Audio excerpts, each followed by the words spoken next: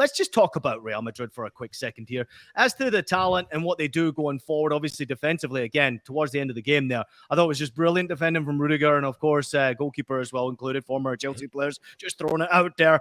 But we have to touch upon what Karim Benzema has been doing. 20 goals against English opponents in the UEFA Champions League. Only Lionel Messi scoring more goals. That was 27 goals. Karim Benzema has now scored 6 goals against Chelsea in the Champions League in his career. The only team he's scored more goals against in the Champions League in his career is Liverpool, where he scored 7 goals. Only 4 players in European Cup Champions League history have scored 90 plus goals in the competitions. Cristiano Ronaldo with 140, Lionel Messi with 129, Robert Lewandowski with 91, and Karim Benzema now making it to the 90. We also got to give Vinny Jr. a bit of a shout out here because he was phenomenal once again today. I know you're a huge fan. Nigel Reo-Coker, he's been directly involved in 35 goals across all competitions this season, more than any other La Liga player. Real Madrid, give them some love. Take it away, Nigel Reo-Coker. Hey, listen, I'm not a Real Madrid fan. I just give credit when credit's due, and they deserve a lot of credit. But listen, if this clip goes viral, Ian, because of what you said, don't be surprised if Todd Bowley tries to buy Karim Benzema. Don't be surprised about that. But no, he's sensational. I mean, like I said, you just look at Real Madrid for me, and I've said it to you guys before. When you look at that team there, it's just a club that knows how to gather the best winners. Yes, they've made mistakes, but 8 out of 10 times they sign the right players who fall into what the club is about and what's expected from these players. They all go out there to win football matches. They play at the highest level. They have a desire to win everything that they play. And it's not a team that has to be overly coached. They don't have to tweak their tactics and change that much. They're comfortable out of position defensively. They're comfortable in one-on-one situations. We said in our group chat, I've never seen Reece James look so average apart from today with what Vinicius Jr. did to him. And like I said too, Vinicius Jr. for me is the star of La Liga football, and he's one of the stars of world football. He's just getting better and better with every game, and it's sensational to watch, and you just have to give credit.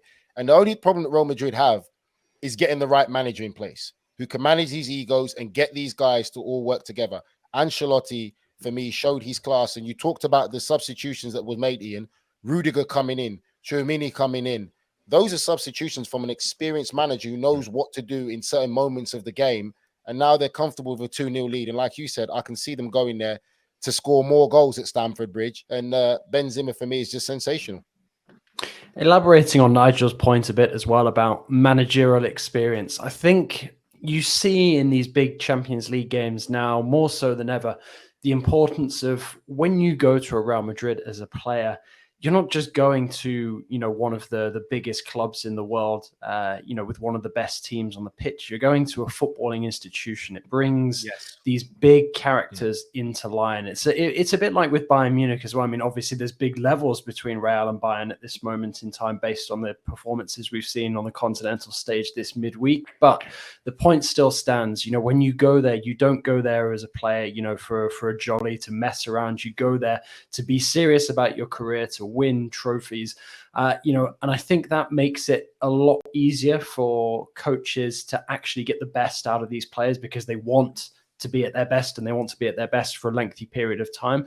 But equally, to Nigel's point, it does take, very gifted managers to get the absolute best out of a squad of players because there's a lot of competition for places, some players who don't get too many looks in. So to be able to get the best out of them when they're sort of being rotated in and out, that is a fine art. And it's one that Ancelotti has mastered over the years. So, I think with Real, again, we come back to this debate of sort of how much is there left in that bottle of the last of the summer wine, because there are so many aging players in this team. But when they're still able to produce performances like they are at this moment in time, you can't bet against them, going that little bit further in the Champions League, getting closer to the final, because it just does seem to be an exceptional vintage of talent with this crop of players. I think one thing that sets Real Madrid and this Real Madrid core group of the last 2 seasons, last season and this season, is the balance, experience, and youth. In midfield, you have the experience of Luka Modric, Toni Kroos, slicing and dicing. But Fede Valverde, he put an amazing performance. I thought he was class, bodying players in one box and getting forward. I thought his movement, going beyond defenders, almost being a third runner from midfield. I thought that unbalanced Chelsea's back three made them think about something else. And Danny Carvajal, golf clap for him. Hell of a pass that he had to Vinny Jr. for the first goal. These are 2 players on different ends of the spectrum at Madrid. Carvajal, he's been there, seen it, done that, done everything, won Champions League, won La Ligas, and Fede Valverde, he keeps getting better and better. Mind you, last season, Fede Valverde was playing as a right winger in the knockout stages, wrinkle in tactical movement from Carlo Ancelotti. Now he's playing central midfield, and I think this is just a masterclass from Madrid against a weakened Chelsea side. Ian, what do you think about Frank Lampard's team selection today for Chelsea? Yeah, I thought it was interesting. Obviously, not having Kai Havertz in that starting lineup there. You could tell he was playing on the counter-attack, wasn't he? He was just trying to go a bit more defensive-minded. I was actually impressed in large phases of that first half. Okay, many people out there, even in our comments, we've had some coming in saying Madrid should have scored more goals in that first half. But Chelsea had a good couple of chances in that game. You know, clearly you can see that they're lacking in confidence in front of goal. Even João Felix there, I thought it was a great breakdown on the Champions League show where Thierry had said, get in front of that last defender. If you get in front of that last defender, he's got to either bring you down, make a decision to bring you down, or he's going to let you take a better angle at the goal. And he didn't do that. So it tells me bad touch on the ball twice, not just one time from João Felix. They're just not in sync right now. Maybe it's the selfishness you talked about, Nigel. But Frank Lampard's team selection was certainly interesting, but it was the Kai Havertz one that caught me off guard a bit more than anything else. I think he was playing defensively to try and get out of there with a 0-0, a 1-1, or even a 1-0 loss, and he would have been happy. I don't think he'll be happy now with a 2-0 defeat, but it's simply down to the fact that I just don't think that Chelsea can score 3 goals against Real Madrid without conceding, unless I'm mistaken, Nigel. No, I think you're 100% right. Like, again, I think for me, again, the Conte thing for me is just a mind-boggling one for me because I think Conte can do everything. I think he can be box-to-box midfielder, do everything. But starting him high up like that, I think that it was a big mistake. I think he needs to be the energy setter and the tempo and the one who's dictating the pace of the game. And he's got the ability to be more disruptive when the ball goes to feet of Benzema and Vinicius coming inside than I feel than Enzo Fernandez. And I like Enzo Fernandez. Like I said, he's a good player. But I would have pushed Enzo Fernandez higher. We've seen what he can do when he gets higher up the pitch. I personally would have swapped those two.